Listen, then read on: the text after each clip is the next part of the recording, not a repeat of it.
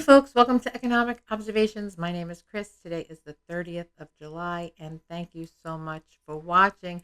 There is so much going on in the world today, and there is so much breaking news that maybe you don't hear about it. So let's get started. Yesterday, 400,000 newly unemployed people filed for unemployment. Yes, that is 400,000 again. They say, wow, it is down, but down? Really? 400,000 people. In just over 24 hours, the CDC's eviction moratorium is expiring. It is unequal across the United States, the Southeast being hit the hardest. Did you know that 29% of renters are behind in rent in the good old state of Mississippi? 28% are behind in South Carolina, and 1 out of 4 is behind in Georgia. Those states already have had the court filings done and processed, and they are just waiting for 12:01 a.m. tomorrow night for the sheriff to send their eviction notice. Yes, that's right. The landlords already have the evictions with the sheriffs, and the sheriffs are planning their route, and they will be knocking on doors at 12:01 a.m.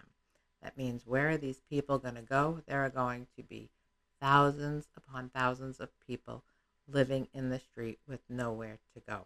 A lot of these people are going to be tossed out with nowhere to go, further from their job if they have to find a new place. Their schools are going to be different, and everything is going to be upended for them. In 7 states, they are extending the benefits of the CDC moratorium. In New Jersey, no one can be evicted until January of 2022.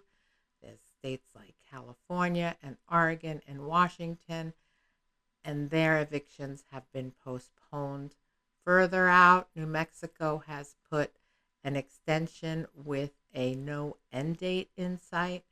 And there are some states like Nevada and Massachusetts, well, if you are filing for the federal aid and working with your landlord and it is in process, you cannot be evicted. What is going to happen to all these people, and what is going to happen to all of the empty apartments?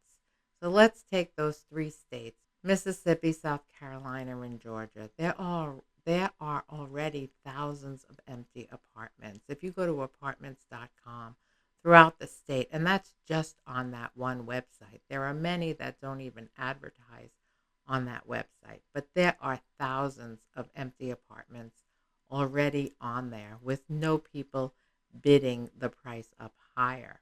And this is for rents. What happens when you have tens of thousands more? Are the rents in that area going to increase, or are they going to decrease because the supply is more than the demand? Right? That's something to look out for. And as cities roll it out, I mean, in Florida, you have the same problem. In southern Florida, Miami, all throughout Florida, there's going to be of thousands of empty apartments. And what's that going to do to the rent in Florida? In Houston, the city council extended the moratorium until the end of October. So if you live in the great state of Texas, in the city of Houston, you are protected until October. Congress did try to make a last-ditch effort to extend the moratoriums, and they couldn't get bipartisan support, and that fizzled.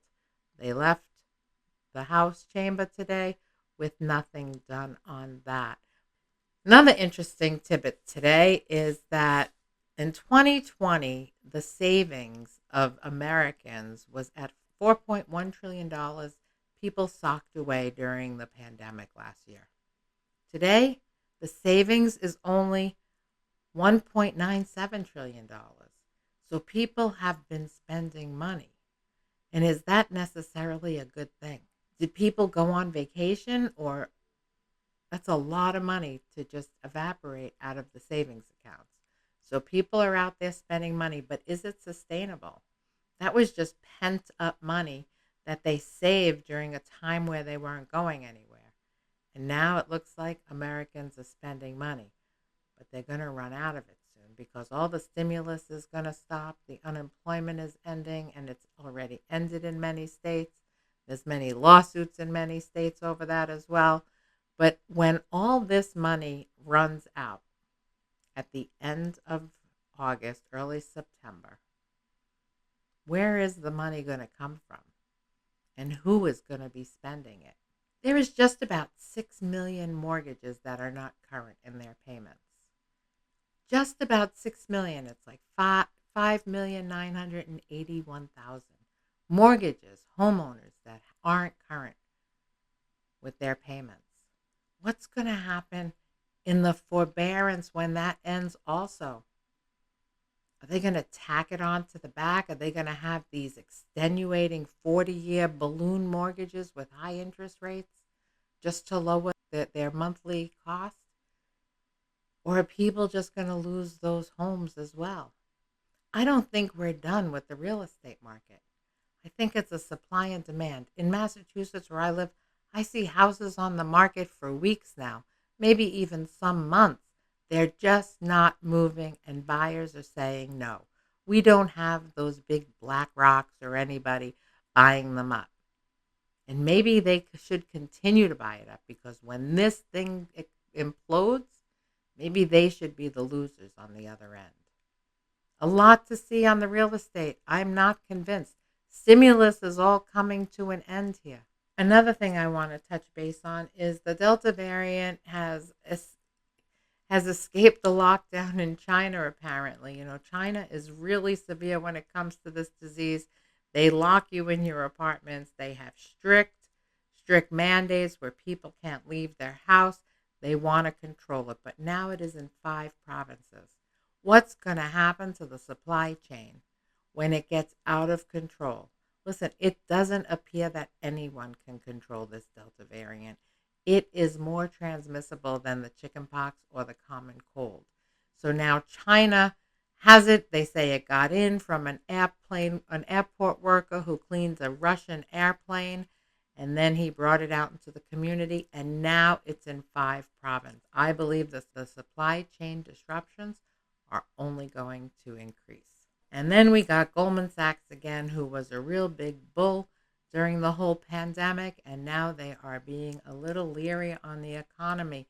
They say that the economy will not recover until there is 100% confidence in the American population. It means going out to large events, riding on mass transit, and getting back out there in society. And 50% of Americans are hesitant to go to a large crowded event or ride mass transit.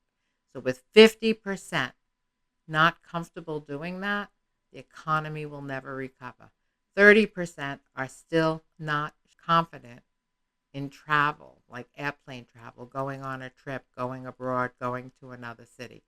They're just not comfortable. And until that reaches 100%, well, the economy is not going to recover. And then we have so many on the sidelines that just can't afford to do that. We have 11 million renters potentially who are going to lose their home in the upcoming months. So if Goldman Sachs has no confidence, there's a lot of other people in the United States that don't have confidence either. Out of the 127 million homeowners, 12.7 of them don't feel confident that they can pay their mortgage next month. Out of the 51 million renters, 9 million don't have confidence that they can pay their rent. This is a booming economy. There is no easy answer to this, because if some people in the comments say, "Oh, let it implode," do you know what that would look like? Really, is that what you want? All I know is that if we want to beat China in this war for global dominance, we have to start making things in this country again. And if we're not making things in this country, America will just be an indebted nation. We need to bring back all of our supply chains and have them here in the United States, or we're going to go into some really, really tough times. But we can do this. Let us not be the service industry. Let us get back to our roots where we make things in this country. Let us be proud. Maybe it's not that I know it's not that easy because prices will go up and American workers want more money and all this stuff. But did you know that CEOs make something like 900 times what the average worker makes? We're going to talk about that tomorrow. All right, that's all I got. Thank you so much for watching. It's late again. I have a tendency to do this late, spend the evening playing bocce with my family on our yard. Anyway, little tidbit, I always lose. My son and my husband beat me every day.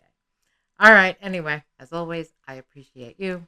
Call someone, tell them you love them. Stay well, and we'll talk again real soon.